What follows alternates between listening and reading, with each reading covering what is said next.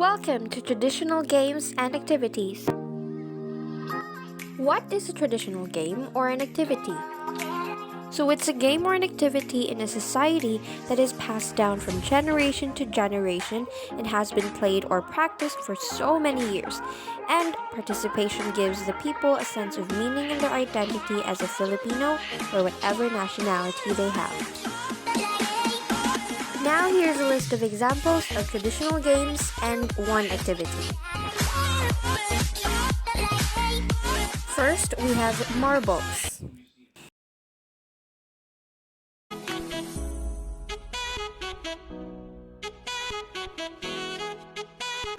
Then we also have skipping rope or jumping rope.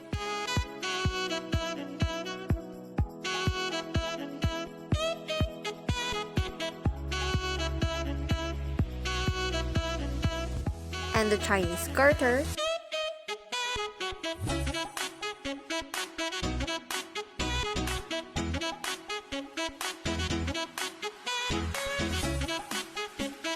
Hula hoops.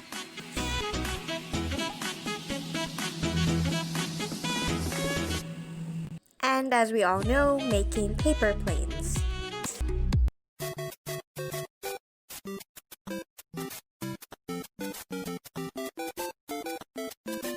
And now let's learn about hopscotch, or in Tagalog as Piko.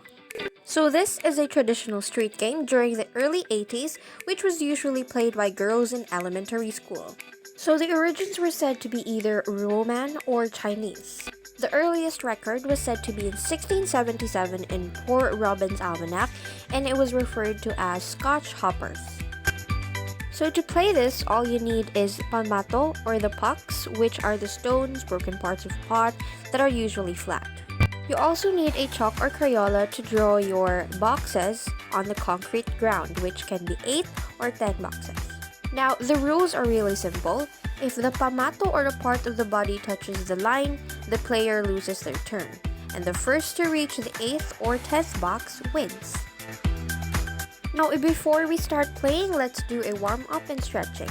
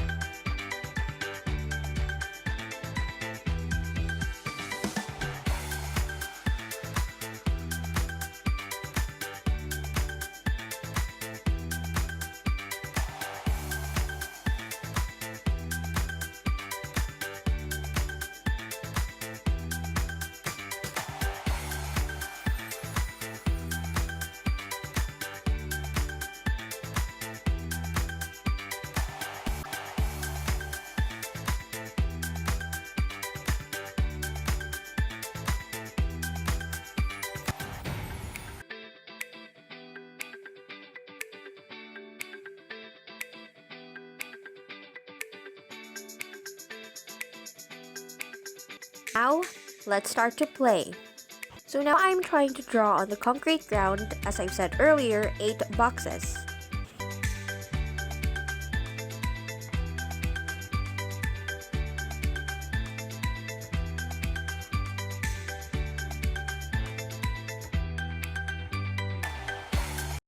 Before the start of the game, we need to do the Jack and Poy, or the rock, paper, scissors game to know who would be the first player. So as you can see, I am the first player.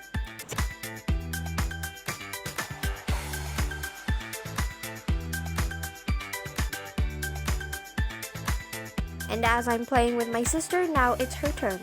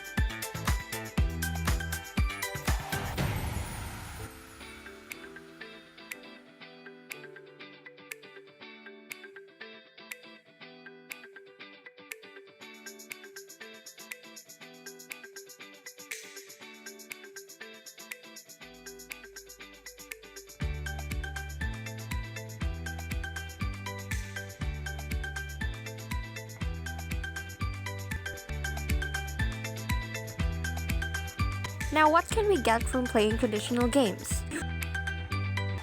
Playing traditional games as a student coping with this online mode of learning, it helps me to become more active in my tasks, since I can improve my physical health through playing. We all know that mental and physical health should be in balance all the time.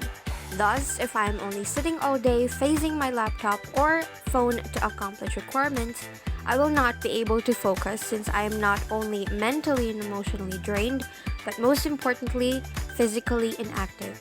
So it is very vital for me to move even at least once in a while. As a citizen, I can simply help promote and enhance our culture through practicing this particular tradition of ours, which then allows me to preserve these practices throughout time. Not only this, but I can help promote outdoor and physical games rather than online ones involving technology and the social media, which is very prevalent today among the youth. Now through this, we are not only showcasing our Filipino identity, but promoting a holistic development through these simple games at the streets.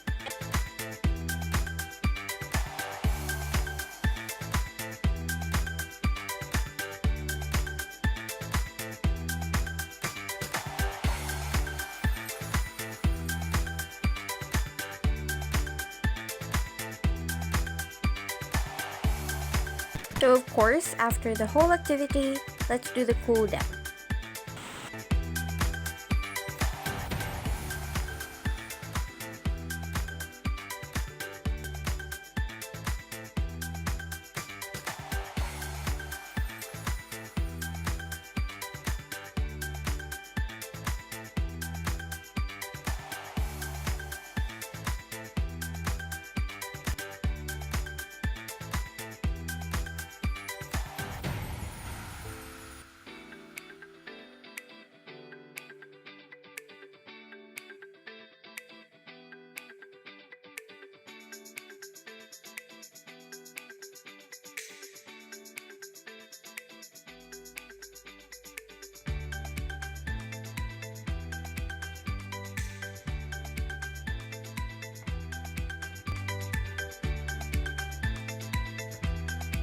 Now, why should you play traditional games?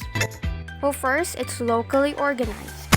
You don't have to stress with so much rules because it's really simple and most of the times there aren't much rules. Also, it doesn't use much equipment and if there is, it's just found around the surroundings. Rather than a very strict coaching such as playing sports, all you need to do with this is observe and imitate, and that's how you learn to play the game. But most of all, it strengthens bonds and promotes camaraderie.